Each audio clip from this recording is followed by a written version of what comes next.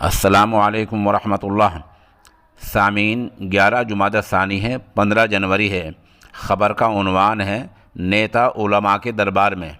اس خبر کے لیے گنگو سے ہی Shah Rukh Rashidi social India news کے رابطے میں ہیں۔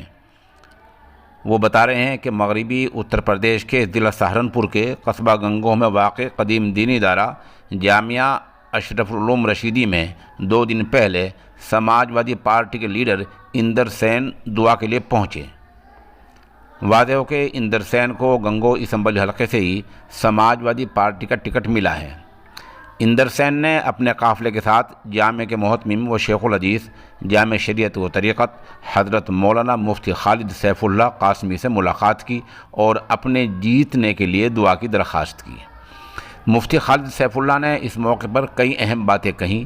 نمبر 1، اندر سین کو پرانے بادشاہوں کے عدل و انصاف کے واقعات تفصیل سے سنائے اور بتایا کہ حکمرانی عارضی چیز ہے، یہ آنی جانی ہے، اس لیے عہدہ ملنے پر ان لوگوں کے بھی کام کر دینے چاہیے جنہوں نے آپ کو ووٹ نہیں دیے ہیں۔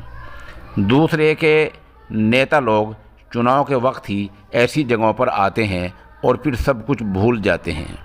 اس پر اندر سین نے کہا کہ اس غلطی کا سدھار کیا جائے گا۔ مفتی خالد سیف اللہ نے عدل و انصاف کے حوالے سے، ظلم نہ کرنے کے حوالے سے اور بھی بہت ساری باتیں تفصیل سے کہیں۔ اندر سین نے اس موقع پر اپنے والد یشپال سنگھ اور ادارے کے سابق محتمم حضرت مولانا قاری شریف رحمۃ اللہ علیہ کے تعلقات اور ان کی دعاؤں کا بھی تذکرہ کیا۔ اس موقع پر مولانا حذیفہ، مولانا بلال اشرف اور قاری منور وغیرہ بھی موجود رہے۔